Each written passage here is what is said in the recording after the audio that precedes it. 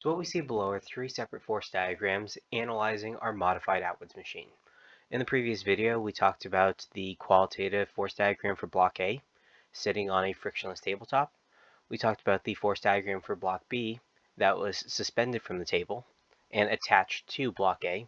And then we talked about the force diagram for a system consisting of both block A and block B tethered together. Now that we have that, and we have our understanding of what Newton's second law of motion is, the sum of the forces acting on our system is equal to the mass of the system times the acceleration, we can start to quantify these force diagrams. And the way that we'll need to do that is by actually determining the acceleration of our system. That is why, for this video, we're going to determine what is the acceleration of block A, block B, and the system. Now, because block A is attached to block B, they would move together, which means that they would be accelerating together. And then, because the system is just consisting of block A and block B tethered together, that means the system's acceleration would be the same as the acceleration of its parts. So really, we have two ways to determine the acceleration.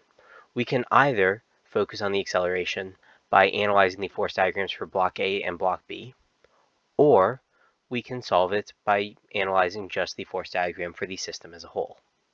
I'm actually going to go through both approaches in this video. I'm going to start off by analyzing a single force diagram, that being the force diagram of the system, and then we'll build up to how we can do it by connecting parts of two separate force diagrams together. So what this means is we're going to need that force diagram for our system. Now, the axis along which there's an acceleration based on our force diagram is the x-axis. So I'm going to take the sum of the force equation that is going to be the sum of the force equation that relates to our acceleration and start off with that. So my sum of my force on my x-axis is equal to just the force of gravity on block B by the Earth. Because I'm solving for my acceleration, I need to rewrite one of these forces in terms of its acceleration. And really, I'm going to do that with both by writing it in its fundamental constants. On the left-hand side, my sum of my force, we can write that as mass of our system times the acceleration of our system by using Newton's second law of motion. And then on the right side of the equal sign, we can write the force of gravity as the mass of the object we're looking at times the gravitational field strength. Now note, here I do not have the same mass on both sides of my equal sign. That is because my sum of my forces, the left side of my equal sign, is going to be the sum of the forces acting on the system as a whole. That's why I'm using the mass of A plus B, because it's the mass of everything within that system. Whereas on the right side of my equal sign, where I'm just focusing on a specific force on one part of the system, that's why I'm only using the mass of that part, that being mass B. Now, I want to get the acceleration by itself, but before I do that, I'm going to rewrite ma plus b as mass A plus mass B. Because if we were to add those two quantities together, that's how we would get the system mass. Once I have it this way, I can just divide both sides by mass A plus mass B, and that would get my acceleration by itself. So if I'm analyzing my system as a whole in order to figure out the acceleration, we can determine that by taking the gravitational field strength, or the gravitational acceleration g, and multiplying that by mass b divided by mass A plus mass B. Now, this way to determine the acceleration is going to be applicable when we have a modified Atwood's machine, where one of the parts of the system is on a frictionless tabletop, and the other part is suspended off of the tabletop. The big takeaway here is not necessarily to memorize this equation, but rather to make sure that we understand how we arrived at it. So that way, whenever we're analyzing a single force diagram and trying to determine the acceleration, these are the steps we can go through. Identify the axis along which there is an acceleration and focus on that sum of the force equation. Use our fundamental constants and relate them to the parts of our sum of the force equation or its actual forces using our equations that we know. And then just algebraically proceeding until we get the variable we're solving for by itself. Then at that point, we can just plug in the numbers and then do the arithmetic. This right here is the way for us to solve for the acceleration of the system. If instead we wanted to focus on the acceleration of the parts of the system and forego the system entirely, we're going to need to use both of our force diagrams, the one for block A and the one for block B. So for block A, we had three forces acting on it: force gravity down, force normal up, and force tension to the right. Force gravity and force normal would balance each other out because there would be no acceleration vertically. As such, the only force that's going to be contributing to the acceleration of block A is the force of tension on block A by block B. On block B, we only had two forces that we had identified: the force gravity down and the force tension up. Now here, the force gravity increases the acceleration of block B, and the force tension decreases it.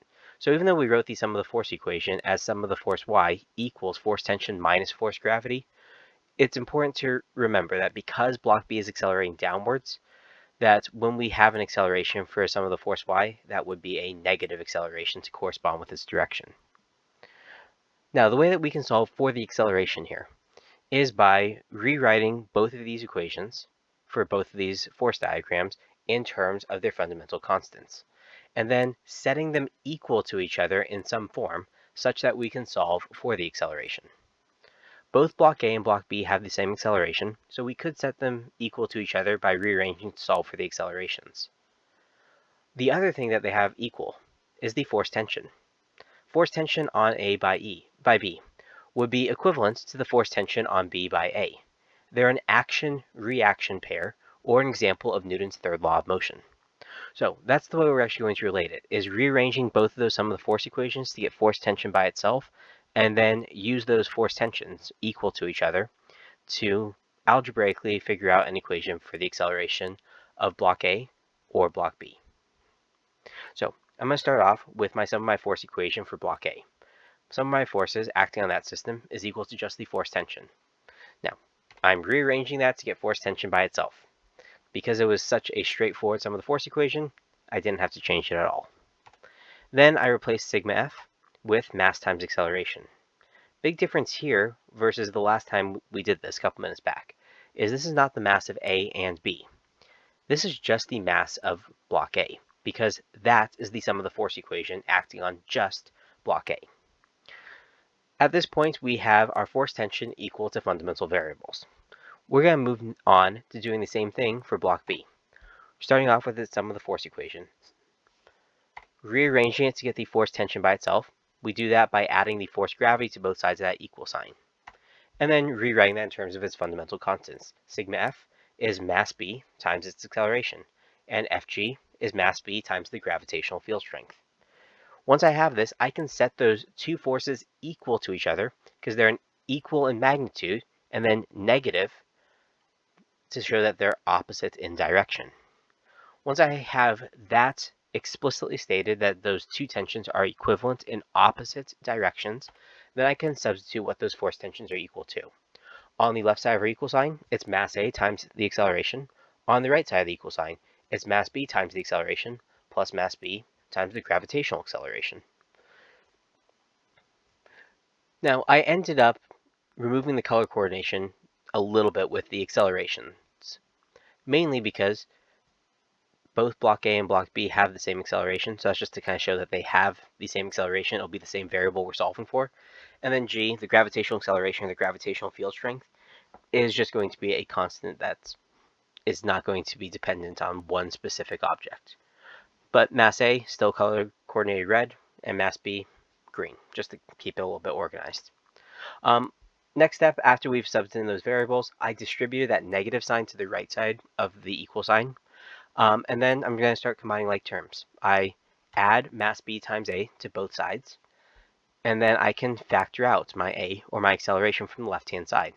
So acceleration times mass a plus mass b is equal to mass b times our gravitational acceleration. Divide both sides by mass a plus mass b, and we've arrived at the exact same equation we did when we analyzed the system as a whole. Now, the big takeaways from this approach is it can be a little bit easier to construct force diagrams for parts of a large system rather than trying to figure out what the forces acting on a full system would be.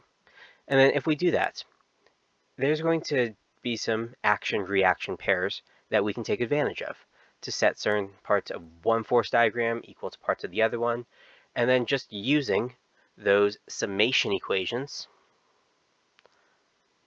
as well as applications of laws of motion to ultimately derive equations and rearrange these equations to get what one of the variables we're looking for isolated and equal to the other variables that we would know in this situation.